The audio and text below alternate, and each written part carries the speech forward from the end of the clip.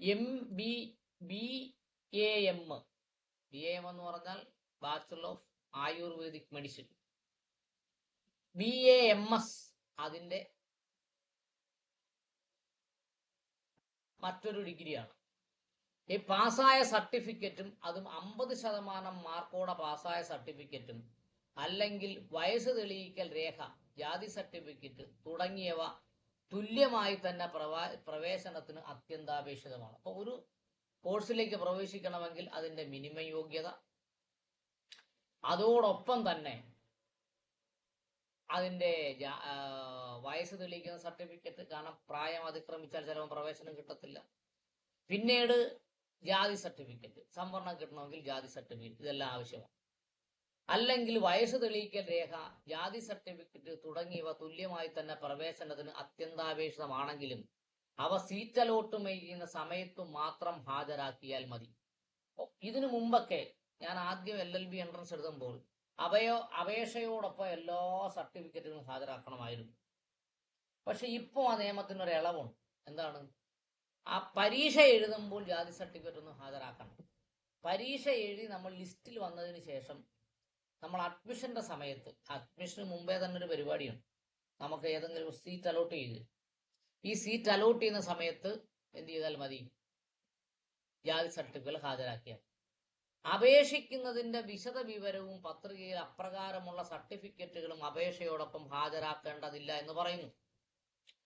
ഞങ്ങളുടെ കാഴ്ചപ്പാടിൽ എന്ന് പറഞ്ഞാൽ കോടതിയുടെ കാഴ്ചപ്പാടിൽ ജാതിയുടെ പേര് സർട്ടിഫിക്കറ്റിന് നൽകിയതിൽ തഹസീൽദാർ ചേർക്കാൻ വിട്ടുപോയ ഒരു പട്ടികജാതി വിഭാഗത്തിലെ പെട്ട അപേക്ഷയുടെ പ്രവേശനവും അത് തെറ്റ് പിന്നീട് തഹസീൽദാർ തിരുത്തി അയച്ച സാഹചര്യത്തിൽ നിഷേധിക്കുവാൻ പാടില്ല. തഹസീൽദാർ തന്നെ തെറ്റ് തിരുത്തി ഒരു നോട്ട് അയച്ചു, അതുകൊണ്ട് അത് നിഷേധിക്കാൻ പാടുള്ളതല്ല എന്നാണ് പറയുന്നത്. നിഷേധിക്കാൻ പാടില്ല.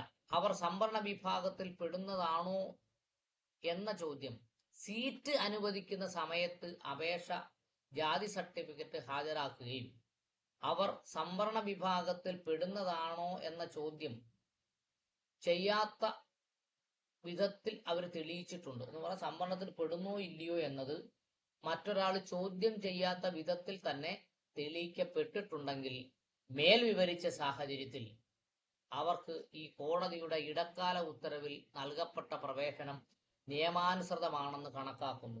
എന്തായാലും മറ്റു 2 ഡോക്ടർമാരുടെ പ്രവേശനവും സംബന്ധിച്ച കോടതി അഭിപ്രായമൊന്നും രേഖപ്പെടുത്തിയില്ല. Doctor CK Bindu versus entrance examination commission എന്ന് പറയുന്ന കേസിൽ ആ ജാതി സർട്ടിഫിക്കറ്റുമായുള്ള കേസ് ഡോക്ടർ ബിന്ദുവിന് അനുകൂലമായി വിധിച്ചു. എങ്ങനെയാണ്? തഹസീൽദാർ ജാതി എഴുതുന്ന കോളത്തിൽ ജാതി എഴുതിയില്ല. പിന്നീട് അത് തഹസീൽദാരുടെ തെറ്റാണെന്ന് മനസ്സിലാക്കിക്കൊണ്ട് തഹസീൽദാർ അത് ക്രമപ്പെടുത്തുന്നതിന് വേണ്ടി വീണ്ടും കത്തയച്ച സാഹചര്യത്തിൽ ഡോക്ടർ ബിന്ദുവിന് അഡ്മിഷൻ കിട്ടി, MDക്ക് പഠിക്കാൻ അനുമതി കിട്ടി. ഇതാണ് ജാതി സർട്ടിഫിക്കറ്റുമായി ബന്ധപ്പെട്ട് എൻട്രൻസ് കമ്മീഷനുടെ മുമ്പിൽ വന്ന പ്രധാനപ്പെട്ട ഒരു കേസാണ്. ഇതുപോലെ ആയിരക്കണക്കിന് കേസ് വന്ന് കാണും. പ്രധാനപ്പെട്ട ഒരു കേസാണ് ഇവിടെ പറഞ്ഞത്.